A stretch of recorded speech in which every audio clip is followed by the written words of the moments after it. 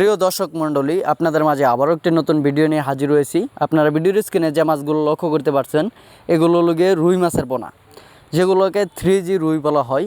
এই রুই মাছের পোনা আপনারা যারা 3G রুই মাছ চাষ করতে চান এবং কি চাষের প্রতি আগ্রহী আছেন, তারা অবশ্যই আমাদের কাছ থেকে 3G রুই মাছের পোনাগুলো সংগ্রহ করতে পারেন।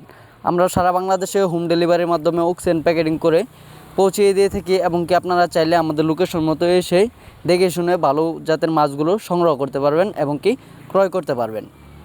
তো আজকে মূলত আপনাদের মাঝে আলোচনা করব আপনারা কিভাবে এই মাছগুলোকে পুকুরে চাষ করবেন এবং কি এই মাছগুলো কতদিনে বাজার যাতায়াত করা যায় এবং কি এই মাছ চাষে কিভাবে আপনারা পুকুর নির্বাচন করবেন এবং কিভাবে পুকুর প্রস্তুতি করবেন। আজকে এই সম্পূর্ণ ভিডিও জুড়ে আলোচনা করব আপনারা কিভাবে রুই মাছ চাষ করবেন এবং কি বাংলা রুই মাছ এবং 3G রুই মাছ সবগুলো মাছ কীভাবে আপনারা চাষ করবেন। তো প্রথমত আপনাদের যে পুকুরটা রয়েছে সেটা সেচ দিতে হবে এবং কি পুকুরের নিচের স্থলের মাটিটাতে রোদ লাগাতে হবে। তারপর আপনারা পুকুরে যেরকম মাটিয়া সার, ইউরোপিয়ান সার, আরও বিভিন্ন ধরনের সার রয়েছে, সমিথন, উস্তাদ, এগুলো প্রয়োগ করবেন। তারপর আপনারা পুকুরে পানি মজুত করে তারপর এই মাছগুলোকে সংগ্রহ করে পুকুরেতে চাষ করবেন। তাহলে দেখা গেল আপনারা এই মাছগুলোকে ভালো একটা ফলাফল পেতে পারেন। তো তারপর যে বিষয়টা রয়েছে সেটা হলো গিয়ে আপনারা কয় মাসে এই মাছটাকে বাজারজাত করতে পারবেন।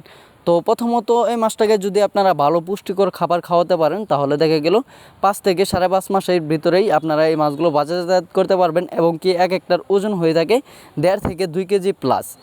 তো অবশ্যই আপনারা যারা এই মাছটাকে চাষ করবেন অবশ্যই পুষ্টিকর খাবার যেটা রয়েছে সেটা খাওয়াবেন। তো তারপর রয়েছে আপনারা এই মাছটাকে অনেকেই দেখা যায় মিশ্রভাবে চাষ করতে চাই।